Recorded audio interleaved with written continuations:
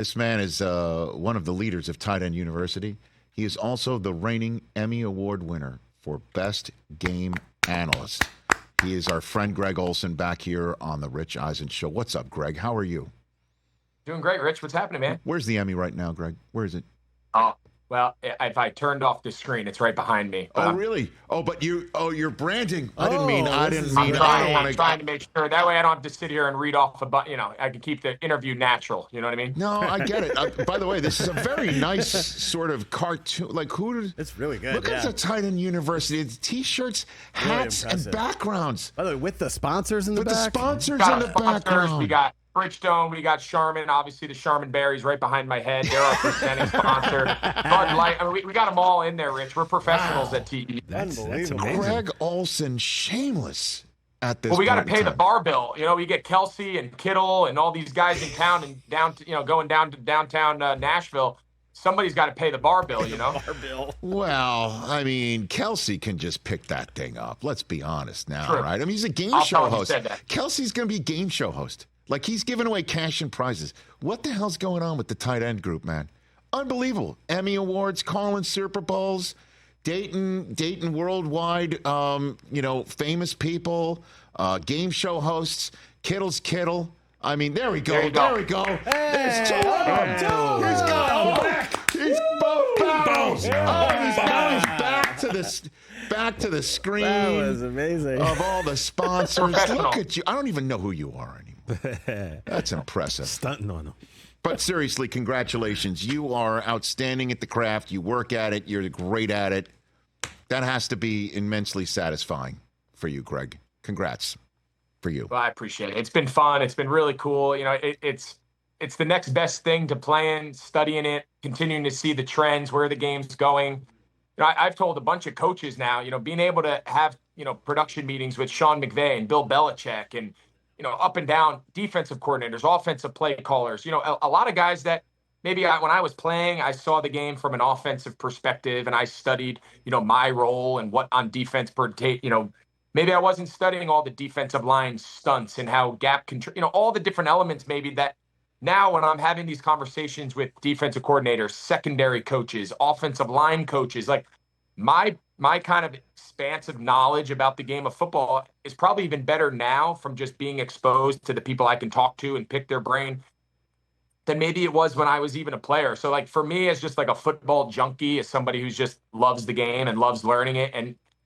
it's been so cool for me to just continue to study and follow where the game's going and try to be on the, kind of the leading edge of that and present the game in a way that people find interesting. I've just really enjoyed it and hope to keep doing it. Highly successful at it, and we'll return to that subject matter in a minute. What are you willing to share of what Kelce might say to you about Mahomes and their relationship? Because I'm trying to crack that code here, man. They've reached otherworldly status. They've reached the status of, we talked about Marino and Clayton and Duper when I was a kid, right? Obviously Manning to Marvin Harrison and Montana to Rice. They are now in that pantheon, Greg. They really are. 100%.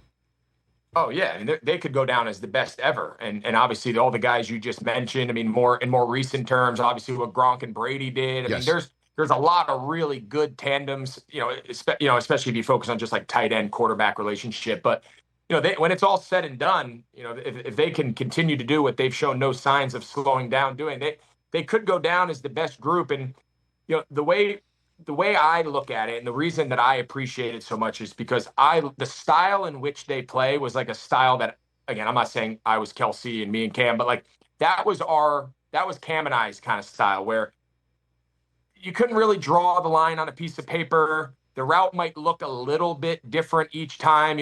Kelce one time will run it at 8 yards, 9 yards, 12 yards. And if you asked him like, hey, why'd you run your route like that? He'd be like, well, because that's how I could get open. Like I just run where the defense is not, and Pat trusts me and throws me the ball. Like that relationship, you can't coach. You can't have all of your tight ends run their routes like that. You can only ask guys who have a really close understanding. They see the game through the same set of eyes as their quarterback. And when that's happening in real time, nothing that Travis is doing is catching Mahomes by surprise and vice versa. Like that comes with years, that comes with experience, that comes with spending a lot of time together, talking things through. And it's really hard for defenses to defend it. Like the way I try to explain it, Rich, is like all week in practice, somebody's wearing an 87 jersey. And it's like, this is Kelce. We need to guard him. We know he's, one of the best guys in the league. And then it comes into the game and it's like, well, what's no one trying to guard him? Well, yeah, the route on Wednesday's practice that the scout team guy ran on that piece of paper card that the coach held up said, run 14 yards, make a left, and catch a dig route. Well, when Kelce does it, he could run out, in, stop, twirl, and run his route at 9 yards based on whatever the defense is doing and just get himself open. Like, you can't practice against that. You can't prepare for that. Like, they are literally improvising to a degree on every single route he runs, all within the confines of the concept to not disrupt everybody else's routes.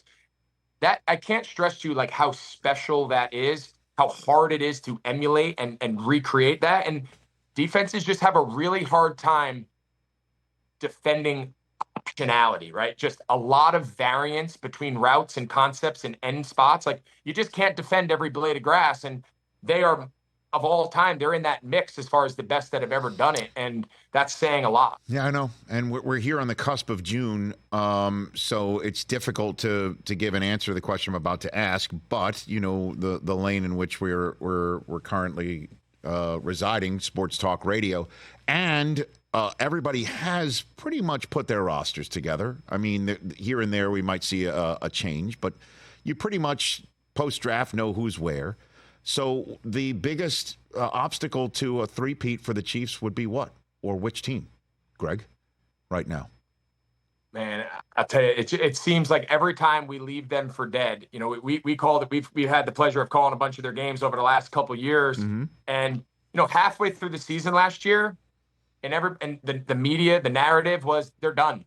They can't block. Their offensive line hasn't come together like they thought. Their offensive weapons, Mahomes cannot carry them again with just Travis Kelce. They never should have let Tyreek go 2 years ago. Like, all of the, even though they won the Super Bowl right away, yes, like last year, those narratives were starting to creep back. Like, you can't just rely on Mahomes to be a magician. He can't do it all himself. And Andy Reid can only create so much. And then as the year went on, they got a little bit better, and then they found their groove. So I think the only thing stopping them is them, right? I think as long as their best players are heavily engaged, which they show no signs of not, continuing to be committed to doing things at a high level, committed to being professionals, committing to being as long as they got Mahomes and Kelce and Chris Jones and that young defense is off the charts. We can go on a whole segment on just their ability to weather the defensive turnover, win the Super Bowl with all those rookies 2 years ago, and then all those guys in year two with Spags, arguably were the best defense in the league, maybe in the top handful. Like, for them to be able to do that so quickly and weather the storm was because of Andy Reid, because they had Mahomes, and he's like the ultimate eraser. So, like, they have things that everyone else doesn't have, so they can kind of weather the ups and the downs. As long as Mahomes is there, as long as Andy Reid is there, as long as Kelce's there, and as long as that defense stays young and active and Spagnuolo's blitzing guys from all over the place, come next year in the AFC, doesn't matter who the fun team is, who the story, when it comes down, until proven otherwise, the AFC goes through Kansas City. And it's going to be that way as long as all those guys are still wearing Chiefs uniforms and obviously still playing at a high level. You may be right, Greg, because, in terms of narratives, you're already hearing the creep in about also who is Mahomes going to throw to this year. And in terms of stopping themselves, Rashee Rice needed to stop himself from speeding, right? Or whatever's going on with him in his life, to be honest with you. And now it's Hollywood Brown in that spot. Can he be that guy? If Rashee Rice is not going to be available even for parts of the season, what about their new rookie that they drafted in Xavier Worthy, right? We're already in that mode right now. And distractions, things of that nature, Harrison Butker being clearly one of them. These are the things you're already talking about, but we're not playing games. Games start. You look at their schedule. Holy crap, right? Ravens at home, Bengals at home. You want to talk about teams that could potentially mess up their three-peat. Those are two that right off the bat. Then they're at Atlanta. at the Chargers. Harbaugh's back in the mix here. They've got home for New Orleans, a bye at San Francisco. Vegas would love to basically say, hey, we picked up your confetti here in this building, but it's a whole new world, right? Baker, Denver, at Buffalo, so on and so forth. And then you got the whole concept of all those short weeks they play on every day of the week except Tuesday this coming year. Yeah. It's going to be something. It really is going to be something, Greg. Yeah, and remember, the fact that they have had the success that they've had, right? When you talk about, especially in recent years, right, the Patriots, the Chiefs, like in this era of football, when these teams put on this prolonged period of success, yes, they are doing it in spite of every single rule and every single institution of the NFL. They are doing it in spite of everything that's in place, right? You are not supposed to win for a long period of time because you're supposed to lose all your good players to free agency. You're not supposed to keep your coordinators because they're going to get head coaches, because the more success you have, the more attrition your coaching staff has. The better you are, you play all the division winners from the previous year in your division, in your out of division games. So you play a harder schedule. You play more playoff teams, right? Like you get the lower draft picks. I mean, across the board, everything in the NFL is designed for the really successful teams to fall back to the middle, and for the really bad teams to climb themselves up and just put everybody in that middle tier.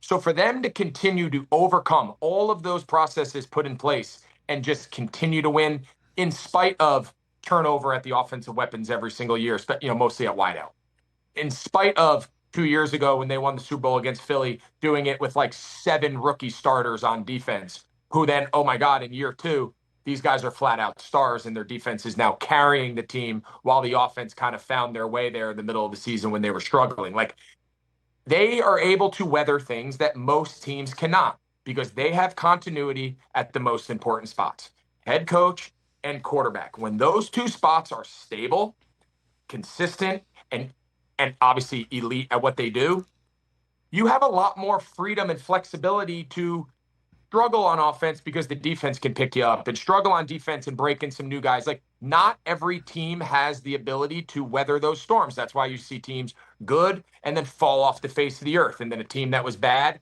have a real flash in the pan, make a run to the playoffs, and then the next year they fall out. Like, the NFL is designed for that. So the fact that the Chiefs can continue to weather all these obstacles, storylines, primetime games every week, different days, different schedules is only because of the people we've talked about this whole interview. Mm-hmm. And that's the advantage that they have that's inherent that the other teams don't have.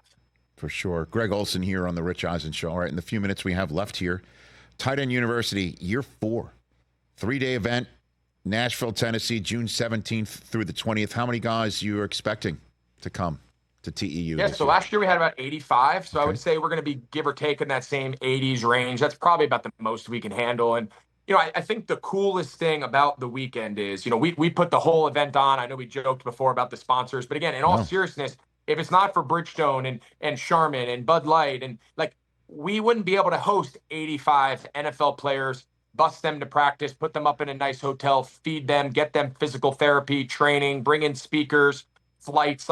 We wouldn't be able to do all of this at a high level to make guys continue to come back at the levels that they do, right? To get 85 NFL players to do anything all is a feat of itself. So it speaks to the event, and it speaks to the level in which we've tried to build this event. These guys have a level of expectation coming in. But I think the super cool part is you have the Kelces, the Kittles, the stars, right? The star of stars of the positions. Mm-hmm. And then you got young guys that are undrafted free agents, or maybe they were on the practice squad last year as a rookie and they're now trying to make the active roster. Everybody there, and we say, guys, the goal of this little 3-day camp is whatever that next bar for you to climb, whether it's just make an NFL roster, maybe it's make a practice squad, maybe it's become a starter, be a Pro Bowler, make another Pro Bowl, be a Hall of Famer, whatever that next rung of the ladder is for you. Hopefully you take something out of this camp to take that next step. And that's the cool part, because everybody sitting in these seats taking in Travis Kelce's route running tape, or George Kittle's run blocking tape, or Dallas Clark coming back to talk, and these legends and all. everybody takes back what relates to them and what's good for their career. And every guy in that seat has a different journey. Every guy in that seat's going back to a different role, responsibility, and place on their given team. And that's the beauty of it all. It's not just bringing a bunch of Hall of Fame Pro Bowlers in to just tell each other how good they are. No, it's the sharing of knowledge, the growth of the position, the evolution of the position that we've all reaped the benefits of. And we think it's super cool to kind of pay that forward to the guys that are going to be the next generation of really good players. And it's fun to see, Kyle Pitts 2 years ago as a rookie come, and Dalton Kincaid last year. And, hopefully this year with Bowers, like just each year, that next guy, that next class of, highly sought after guys, are you going to be the next Kelce? Are you going to be the next Kittle? Well, it doesn't just happen. Let's tell you firsthand what goes into these guys having the success that they do. And then the question is, are you willing to do it? Yeah, Sam Laporta too, right? Obviously, last year. Laporta, I mean, he was at our camp last year. I mean, we can go on. I mean, it's just a really cool collection of guys. Yeah, no doubt about it, for sure. And again, that's coming up later on next month, 17th through 20th of June.